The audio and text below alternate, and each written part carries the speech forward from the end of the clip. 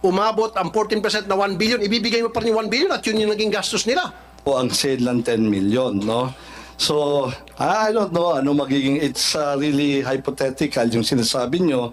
Pero we have to put a cap somewhere. Kailangan po lagyan natin ang cap. Dapat 14 million, dapat 5 billion. O dapat, dapat hindi 14%, dapat 5%. Galit na galit? Kaya nga po yan po ay within the operating expense. Yun, na hindi ko pinakinggan.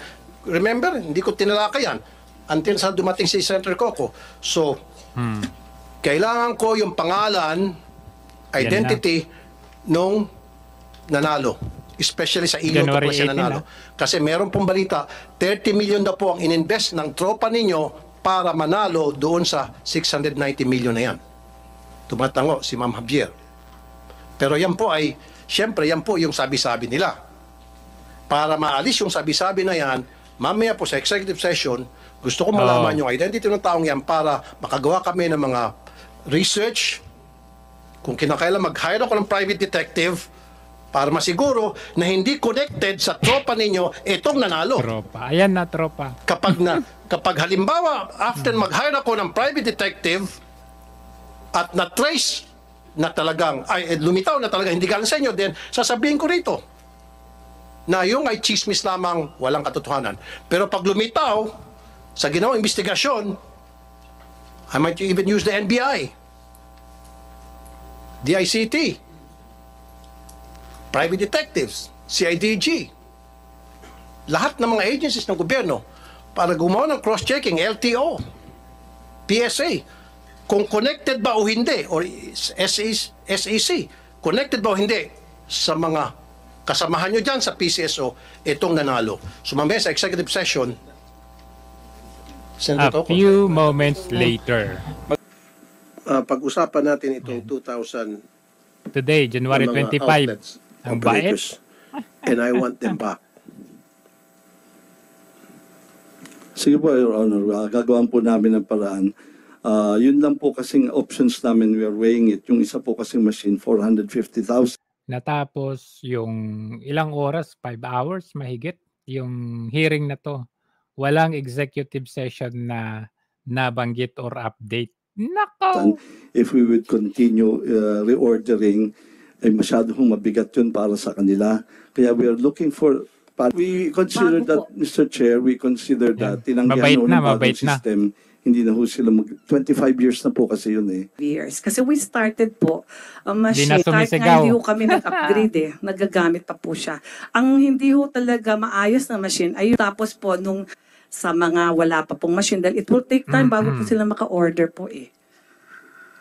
Mr. Robles, yung sinasabi ni Ms. Javier. Mr. Robles. Sige po, we will refer it po for the technical kasi hindi rin po siya expert, hindi rin po ako expert.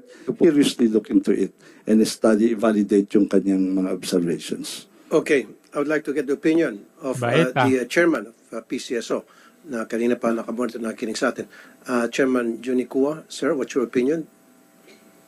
Nakakagalit at nakikita nyo na mukhang natanggap na ni Tulfo at ni Coco ang 1.4 billion ayon sa ating puting ahas. Diba, nabanggit ko sa inyo na nininegotiate, nagba-backdoor, okay, etong si Mel Langka o si Mel Yunario at si Lisa Smugs, binabackdoor nila si Tulfo. Kung natatandaan ninyo, I think that was January 17, mga kababayan, na nagkaroon ng unang hearing dyan na nag-grandstanding drama-drama etong si Tulfo. Na nagkaroon ng executive session. Ang sabi ni Tulfo noong January 17, kung di ako nagkakamali sa date, na nagtataas siya ng boses, na ipapa-NBI niya, ipapa-forensic niya, lahat ng ahensya ng gobyerno ay gagamitin niya para malaman kung sino ang mga nanalo sa loto dahil nga sa clamor ng taong bayan na inedit ang mga pinakita na pictures ng PCSO which is inamin naman ni Robles na inedit nga nila. At nalaman din natin na yung picture na inilagay nila ay sabi ko nga na hindi siya warm body, hindi siya persona, kundi siya ay galing sa clothing company na picture at gingorgor nila ang mga ulo. Okay? So, sa makatuwid ay maari na nagbigyan na si Tulfo dahil may pangarap sa maging presidente din na tumakbo, so maaring tinanggap niya ang 1 billion para sa campaign fund niya in the future. Nako. Kasi 'di ba ang sabi sa atin, ang tapang-tapang mag-executive session para alamin kung sino yung mga nanalo. Sino itong mga to? Ipapasapin ako. Iganto ganon. Makikipag-usap ako sa forensic. Ako pa mismo mag-hire ng independent, NBI, ganyan-ganyan. Diba? Then sinabi ko sa inyo na actually may hawak na si Tulfo na ebidensya dahil beforehand napa-forensic niya na. Nako. So diba? Hindi ba tayo nagkakamali? Dog show Na lang pala. abangan natin, sabi ko sa Thursday, kung itutuloy ba ni Tulfo yung kadyutahan niya at sila ni Pimentel na isasabihin nila sa taong bayan kung ano ang nangyari doon sa executive session. Noong nag-start ang hearing, may narinig ba kayo? Mga kababayan, nandito tayo ngayon, naharap tayo sa Senado kung saan ito ang mga update ng executive session namin. Wala. Nada. Okay? At sinabi ko rin sa inyo na ang hawak kong ebidensya ay hawak ni Tulfo. Isa yon sa mga inulat ko sa inyo na ang mga pamangkin ni Lisa Smugs, ni Lisa Araneta, ang nasa likod ng Pacific Online, sila yung provider nitong system na ito sa Lotto. Diba? Kung matino, scripted nga, sabi ni Rhea Tala. Kaya nakakagigil, nakakagalit dahil binababoy na lahat tayo. Doon pa lang sa wala siyang update sa executive session, red flag na yon. Ibig sabihin, maaring natanggap niya na ang 1 billion at kung magkano man ang ibinigay kay Coco Pimentel, maaring natanggap na rin nila. More on drama-drama lang. Kasi doon sa hearing na yon, sa kabuuan, ay ang gusto na nilang palabasin doon na i-improve yung practice daw ng PCSO. Kung ano man yung mga loopholes, dapat iayusin and inatasan din nilang dalawa itong PCSO na ang DICT also, na i-check, i-audit itong mga machine na ito kung may mga fraudulent chucho. So nawala na yung pinaka-drama-drama ni Tulfo na napapaimbestigahan niya. Na galit. Kasi by the way, kaya sila nag-hearing doon dahil nga sa kaguluhan na sinisigaw ng taong bayan na, hey, edit yung pictures. Ang bait na ni Tulfo ngayon kanina. Yes, inedit daw yung pictures at inamin na inedit. Pero walang update. Kasi mga kababayan, lingid sa inyong kaalaman, ito na yung evidence, ito na yung information na nakarating sa atin na si Lisa Smugs, ayon sa ating puting ahas, si Lisa, si Mel Robes, ang mga dorobo sa PCSO ay bumili ng worth 30 million na machine. Ano yung worth 30 million na machine na yun? Yun yung mag-generate ng ticket ng gusto nilang ipanalo. Ito ay sa ating puting ahas. Ito ngayon yung babanggitin. Mag-generate ng winning combinations. Galing talaga. Dun sa pinag-usapan nila na nag-jive actually, pero ayaw puruhan ni Tulfo si Robles kasi nga baka nagkabigayan na ng bilyones. Diba? You open your your heart, your brain, 'di ba? Ang tapang-tapang, ang sabi pa ni Tulfo, oh, ganoon, mag-hire ako, kailangan ng forensic. Ang buwaka ng ina ka. Nasa na yung executive session na pinagbitingan nyo ni wala kang update sa taong bayan? And never ever mo nang pinatawag o sabi mo, ipapasupina mo ang mga nanalo. Ang sabi niya, balikan niyo yung video. Noong January 17, ipapasupina daw niya yung mga certain personalities na nanalo, mga ginurgur ang ulo, pero wala ka nang narinig, wala na tayong narinig. Kasi nga, baka naibigay na ang 1 billion sa kanya. Dahil nga, di ba, kahapon, ang vlog natin, ang projected income nila Lisa Smugs at ng kanyang mga pamangkin through Pacific Online system okay, is 900 billion. So, how much is 1 billion? It's barya lang kung ang kukubrahin nila, projected income nila for 1 year is 900 billion. Okay? So ngayon, mga kababayan, you open your mind. Doon sa hearing na yon, although may nakuha tayong information na magbabangga, na ibabangga natin doon sa 30 million na sinasabi ko, okay? 30 million na machine. Okay? Dahil lingid sa kaalaman ng taong bayan ayon sa Puting Ahas, tapos na talaga ang investigation ni Tulfo, kaya ang tapang-tapang niya nung nakaraang hearing kasi alam niya na at may hawak siyang ebidensya. Hindi niya pinag-usapan na ang nasa likod ng Pacific Online System ay mga pamangkin ni Lisa. Okay? Lang yan naman pala. Alam mo pala, Senator Tulfo, kunwaring galit na galit. Okay? Si Martin Ledesma. Okay? Ngayon, mga palangga, andito yung picture. Ay, teka, dali lang. Tama lang siguro na tanggalin na lang kayo. Siya, ha? Actually, glance lang, ha? Actually, ito. Ayan, glance lang. Baka ayan lang. Ayan, may evidence si, Marlica. Actually, mga dokumento ito, mga palangga. Mga dokumento itong hawak ko, nahawak din ito ni Tulfo. Hindi niya inurirat, okay, o ipinatawag yung magpinsan o magkapatid na si Mark and Martin Ledesma na sangkot dito sa Pacific Online.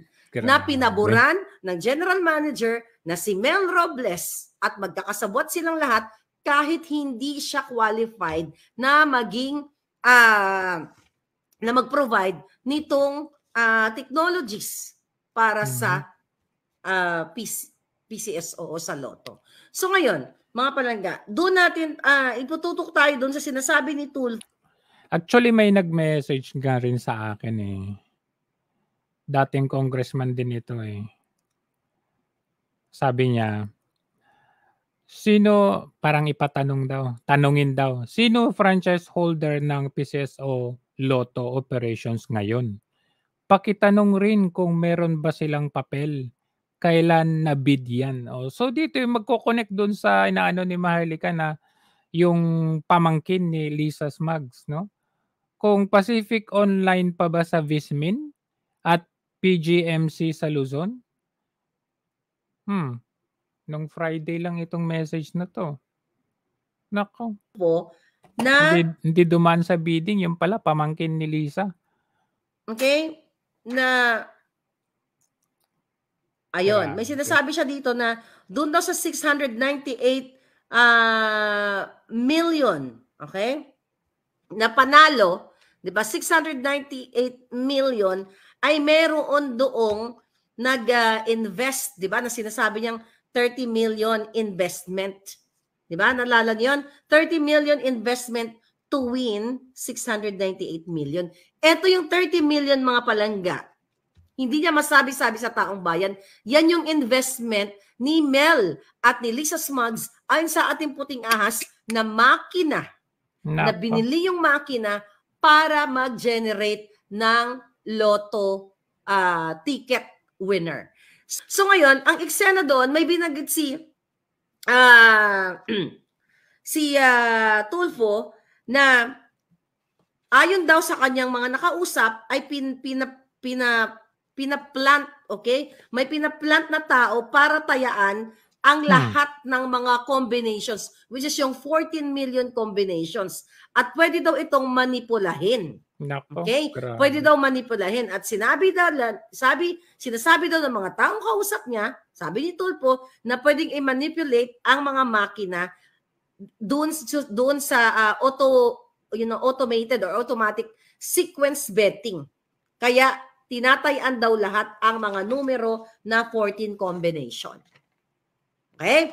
Ngayon, mga palangga, ang paliwanag ni Robles na hindi daw nila ginagawa yan. Okay? We don't know about it. Sabi niya na never ever mong manipulate yung mga winning combination numbers na yon.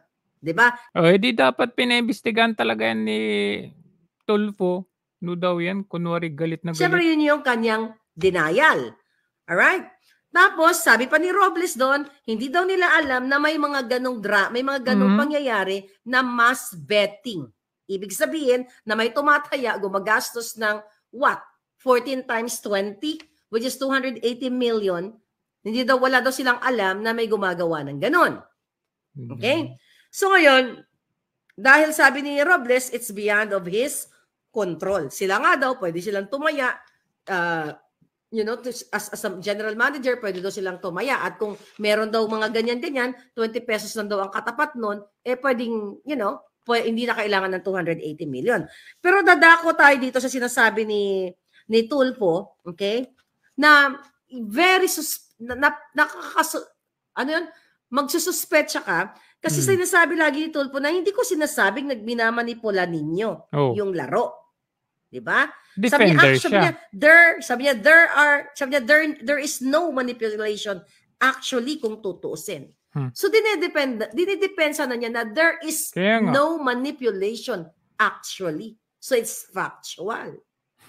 So dito sa salita ni Tulfo na walang manipulation, ano yung drama-drama niya na ipaporensik niya? Anong drama-drama ni Tulfo sa executive session na ipapatawag niya?